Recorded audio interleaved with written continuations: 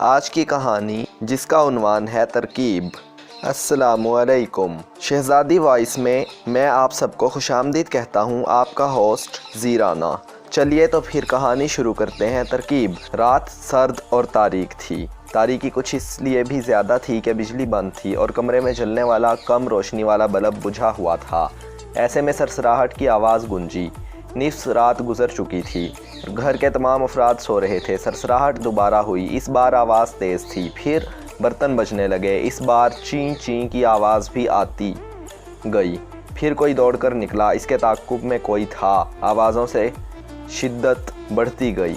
پھر ایک دھماکہ ہوا، کانس پر چینی کے پیالوں کی لمبی قطار جڑی ہوئی تھی۔ ان میں سے ایک پیالہ فرش پر آ گرا۔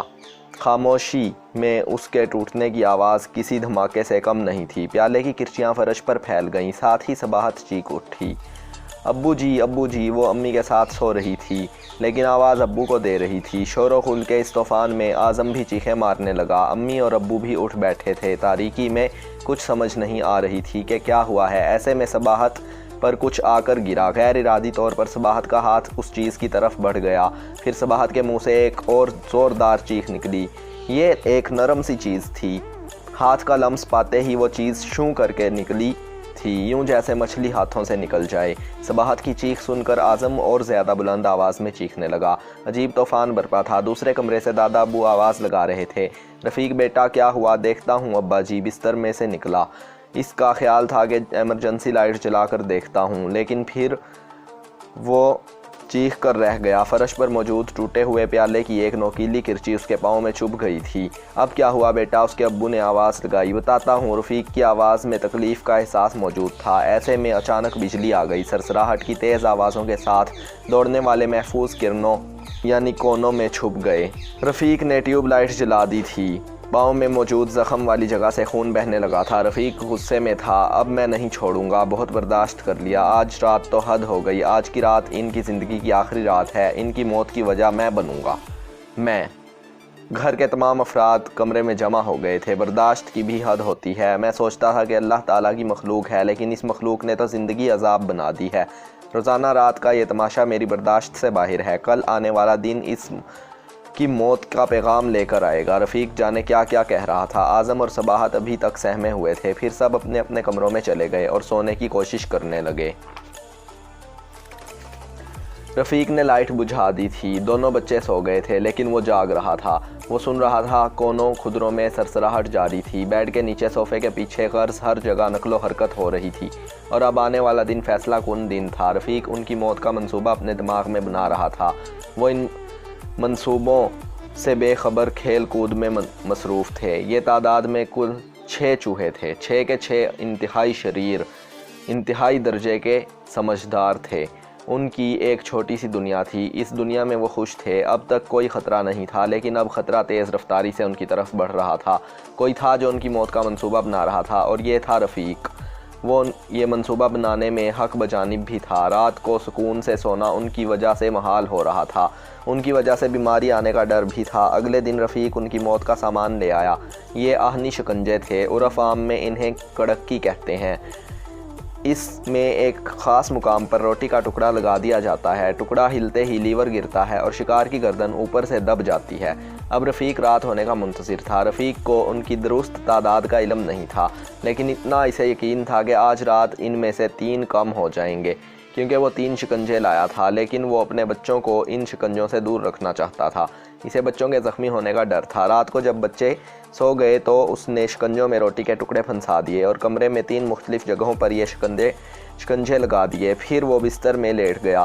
اب وہ اس مخصوص آواز کا منتظر تھا، جسے سن کر اسے راحت ملنی تھی۔ یہ آواز لیور گرنے کی تھی۔ ٹھک کی آواز کے ساتھ ہی گردن ٹوٹ جانی تھی۔ وقت گزر رہا تھا، رات گہری ہوتی چلی جا رہی تھی۔ پھر اپنے مخصوص وقت پر بجلی چلی گئی۔ کم روشنی والا بلب بھی بجھ گیا۔ اب کمرے میں اندھیرا تھا، اور پھر رفیق کے کانوں میں سرسراہٹ کی آواز آئی۔ رفیق کے ہونٹوں پر مسکراہٹ دوڑ گئی۔ سرسراہٹ کی آواز میں اضافہ ہو رہا تھا۔ ایک آواز صوفے کے نیچے سے آتی تھی تو دوسری کارنس کے اوپر سے۔ بیڈ کے نیچے بھی ہلچل ہو رہی تھی۔ رفیق کا انتظار طول پکڑ رہا تھا۔ جانے کتنی دیر گزر گئی۔ انتظار کی حالت میں رفیق کی آنکھ لگ گئی۔ اگلی صبح اپنے وقت پر رفیق نیند سے بیدار ہوا۔ बच्चे अभी सो रहे थे। रफ़ीक को कामिल यकीन था कि शिकंजे में फंस कर उनमें से कोई ना कोई ज़रूर लुक़मा अजल बना होगा, लेकिन जब उसने शिकंजों का जायज़ा लिया तो उसकी हैरत की इंतहा ना रही। शिकंजे खाली थे, रोटी के टुकड़े अपनी जगह पर मौजूद थे। ये क्या हुआ, उसने सोचा, ये तो मेरी सोच से भी ज़्यादा समझदार हैं। इसने शिकंजों के लीवर हटा दिए, कोई और तरकीब सोचना पड़ेगी। रफ़ीक कमरे से बाहर निकला तो अब्बा जी ने पूछा, बेटा कामयाबी मिली? नहीं अब्बा जी, लेकिन आज मैं जहरीली गोलियां लेकर आऊँगा। मैं चैन से नहीं बैठूँगा, इनका काम तमाम करना ज़रूरी है। रफ़ीक को अपने मकसद में नाकामी पर गुस्सा आ रहा था। वो दिन भी गुजर गया, जहरीली गोलियों वाली तरकीब भी नाकाम हो चुकी थी। रफ़ीक परेशान हो गया कि अब वो क्या करे। चूहे थे कि रोज़ाना रात को अपने होने का सबूत देते थे और रफ़ीक की हर तरकीब नाकाम हो चुकी थी। इसका दिल चाहता था कि दौड़कर इन चूहों को पकड़ ले और घर में से बाहर निकाल दे। चूहों की हरकत और सकनात से पैदा होने वाली आवाज़ों ने रफ़ीक से उसका सब्र चैन छीन लिया था। वो एक ख़ास किस्म का नफ्सियाती मरीज़ बनता जा रहा था। कमरे में चूहों की मामूली सी हरकत से उसकी नींद उड़ जाती। उसका असर इस काम पर भी पड़ने लगा था जो वो करता। एक शाम खाने के दस्तरखान पर आज़म ने रफ़ीक से पूछा, अब्बू जी आप क्यों परेशान होते हैं? मैं परेशान तो नहीं बेटा, हाँ फ़िक्रमंद ज़रूर हूँ। इन चूहों ने हमसे हमारी ज़िंदगी की राहत छीन ली है, हमारे घर पर कब्ज़ा कर लिया है। इनका वजूद जिस्मानी और जहनी बीमारियों का बाइस है। कोई ऐसी तरकीब समझ में नहीं आती कि जिसकी मदद से हम इनसे छुटकारा पा लें।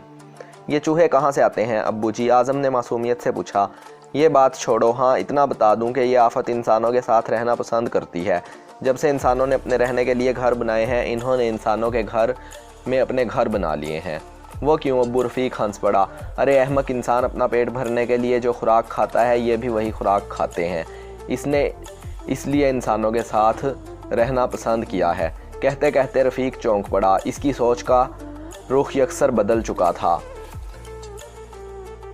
लाइल्मी में आज़म की मदद से उसे एक तरकीब मिल गई थी। इस तरकीब में कितनी हकीकत थी, अब उसे इस बात का जायज़ा लेना था। दस्तरखान पर खाना लगा दिया गया था।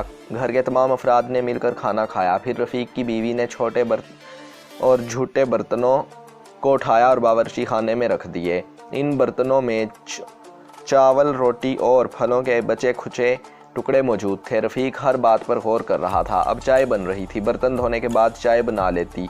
रफ़ीक ने सरसरी अंदाज में अपनी बेगम से कहा, अब तो मैं बहुत थक चुकी हूँ, सुबह धो लूँगी। इसके लहजे में सुस्ती थी। तब रफ़ीक को ये बात समझ में आ गई कि चूहों की इस घर के अंदर आमद और क़याम की वजह क्या है। जिसे पेट भर खाने को मिले, उसे शिकंजे में मौजूद रोटी के टुकड़े और जहरीली गोलियों को खाने की क्या ज़रूरत है।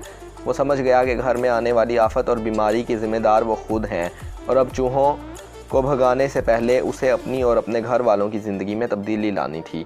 इस तब्दीली का आगाज़ रफ़ीक ने फ़ौरन ही कर दिया। खाने की तमाम चीज़ों को डब्बों और अलमारियों में रखा। बची खुची ग़िज़ा घर से बाहर कूड़ेदान में फेंकी गई। आलूदा बर्तनों को धोया गया। इस रात चूहों ने घर में कुछ ज़्यादा ही तूफ़ान बर्पा किया। वो भूखे थे और उन्हें खाने के लिए कोई चीज़ नहीं मिल रही थी। रफ़ीक उनकी हालत पर दिल ही दिल में मुस्कुरा रहा था। वो जानता था कि एक आध दिन में इस शोर-ओ-गुल का ख़ात्मा होने वाला है। उसने तसव्वुर की आंख से देखा। एक चूहा दूसरे चूहे से कह रहा था, मियाँ अब यहाँ से हिजरत करने का वक्त आ गया है। किसी ऐसे घर चलते हैं जहाँ खाने की कमी ना हो। दूर किसी होटल में रेडियो पर नगमा चल रहा था, इंशा जी चलो उठो अब कूच करो, इस शहर में दिल का लगाना क्या। ख़त्म शुद्ध। तो अगर आपको ये वीडियो थोड़ी सी भी पसंद आई है तो इस वीडियो को शेयर ज़रूर करें। अगर आप इसी तरह की मज़ीद अच्छी वीडियोस देखना चाहते हैं तो हमारे चैनल को सब्सक्राइब करें, लाइक करें, शेयर करें, कमेंट करें। Keep watching शहज़ादी voice. अस्सलामु अलैकुम। पाकिस्तान जिंदाबाद।